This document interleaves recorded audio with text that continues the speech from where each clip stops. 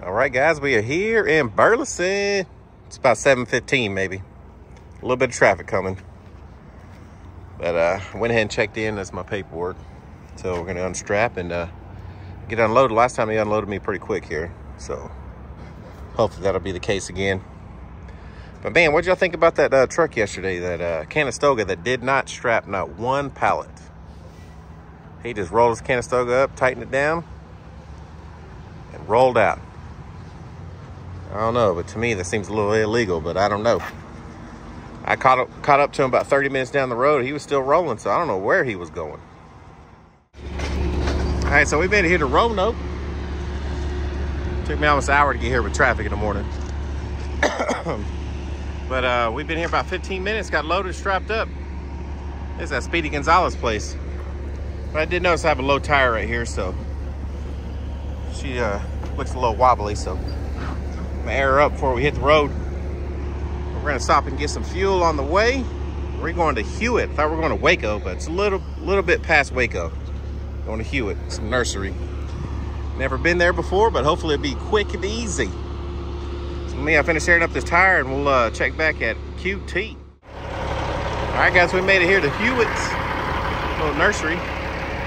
Real tight, pulling in, going around the corners, real small. But it's a pretty nice nursery. Got some trees, all kinds of rock, stone, mulch by the ton, and then they have this bag mulch. It's not too bad. It's probably a couple miles right off of 35, one road. Just took an exit, went about a mile or two, and I'm here, so it's easy here. I did get lucky, found me a load from Waco, going back to Dallas, deliver Monday morning. It's kind of concrete. I think I've been there before. It's been some years though. And if it's a place I remember, I did not like that place because I was there 3 to 4 hours trying to get loaded. And at that time it was, you know, freight was great, busy everywhere. So you're like, oh, I gotta wait 3 or 4 hours? Hell no. But now I'm just lucky to find something from Waco going back to Dallas. So this load right here paid me $550, Roanoke to Hewitt. And the Waco strap and go to Dallas is gonna pay me $500. So he's already unloaded me. He was unloading me while I was unstrapping. It's on the other side. That's how I like it. I pull in, they start waving me on, like, hey, go this way, go this way. And then they grab my paperwork as I'm hopping out of the truck, and they start unloading me. That's what I like. So yeah, let's get unloaded and get to this place, see if it's the one I'm thinking about. All right, guys, this is the place that I remember 1,000 years ago. Being here for 3 or 4 hours.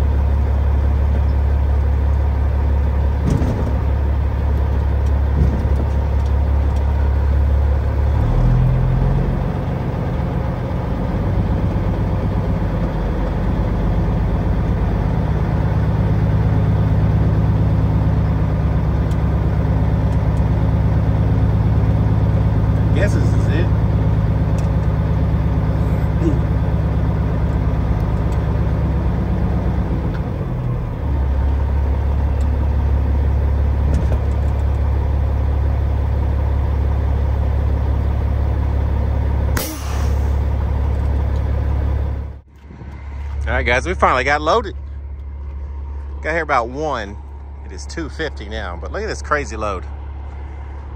Just gotta fit my straps through that. See, they're all different different spacing. I was able to get them through. I had to hop on the trailer and feed it through in between that rebar. But my my edge protectors won't fit in between there. They're too wide. So I couldn't use edge protectors. But I am using my short midget crappy straps, so that's all right. They eat them up. These are on their last leg anyways. That's why they're midget straps.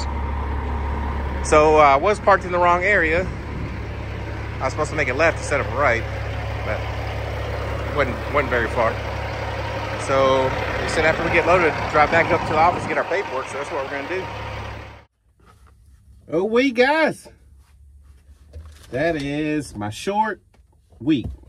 It is Friday at about 5:15, I think. So yeah, I just worked 2 days this week. So we're gonna go over the recap real quick.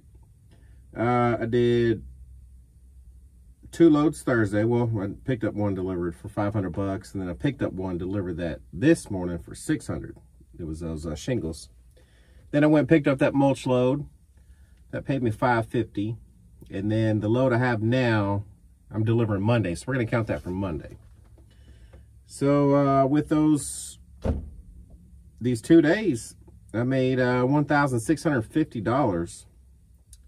And I just got fuel today for $400. So I'm bringing home $1,250 for the week. $1,250. You know, like I said, Monday, Tuesday, Wednesday, my truck was in the shop. Plus I was sick, so. But I do have a load on me that I'm going to deliver at 7 o'clock in the morning, Monday morning. So it's kind of setting me up for next week. So hopefully next week will be a pretty good week. Really need to after spending that $5,000 on a repair. But Monday, I might have an issue. I hope not. But, so this is the paperwork I just got for the load. And the very back is the, if you can see. Anyways, it's contact name and number. So I call the guy. It just says, there's no directions. I'm delivering on the side of the road because it's for like a bridge. It just says southbound Cockrell Hill and 67 intersection. That's it. So I called the guy, the contact. I said, hey, I got your delivery for Monday morning. It says deliver at 7. Is that okay? I said, yes. It's like, is it okay, or can I come early? Oh, you can come earlier. So, okay, what time? He said 7:30. I'm like, that's not earlier, but all right. I was like, so 7 is okay then? Oh, no, it's too early. I said, okay, I'll be there at 7:30. The only directions I have is, I told him Highway 67 and Cockrell Hill, whatever it is. Hey, yeah, that's okay. Is that a problem? I said, no, I just want to make sure, I go right there, everything's going to be fine, or do you need to send me a pin drop? Well, hey, let me give you another number, another contact. Today's my last day. I said, oh my God, today's your last day. So he said he was going to send it to me. So hang up, 15, 20 minutes go by, nothing. So I text him, say, hey, can you send me that guy's information, please? Nothing. So it's already after 5 o'clock. I'm not going to be blowing everybody up. So I'm just going to go there Monday morning and go to that intersection and, somebody will find me. It's Austin Bridge and Road. It's a big company. So there's going to be 8,000 company trucks everywhere. So it's not going to be a big deal. So I'm not really too worried about it. It just may delay me just a little bit. Hopefully not too bad. What else? Yeah, that was pretty much it. It's a crappy week, but did get some repairs that I need done. Now that my rear end's fixed, I've had a little bit of vibration when I drive at, higher speed, 65 miles an hour normally. So I'm like, okay, well, my back axles, I'm sure they were like that, with the bad parts. So I'm like, okay, that's probably what it was. So I fixed it, and no, I can still feel the vibration. I've had some U-joints replaced because a long time ago my drive shaft fell out, and I did have some vibration. So I remember him telling me that, you know, there were a few more U-joints that needed to be replaced. But that was the whole time that I had to have the bottom end rebuilt. I was getting a new clutch. I mean, just spending like $22,000. So within that, it was a long period of time that I didn't have my truck. I was in the shop. And I remember at the beginning, it's like, yeah, let's just go ahead and, you know, while you have the drive shaft down, just, yeah, let's go ahead and fix it. But I wasn't prepared for that bill at that time. And I brought the truck initially thinking I just needed a clutch. So I'm thinking $3,500, you know, somewhere around there. Ends up being $22,000. I wasn't prepared. Mechanic kind of understood, and he worked on it as I paid him, you know. So I paid him a little bit, worked on it.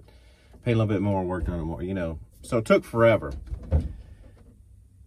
And I really don't know if he replaced all those U-joints. So here pretty soon, I'm going to take it back and just tell him, hey, drive about 65 miles an hour, see the vibration I'm talking about.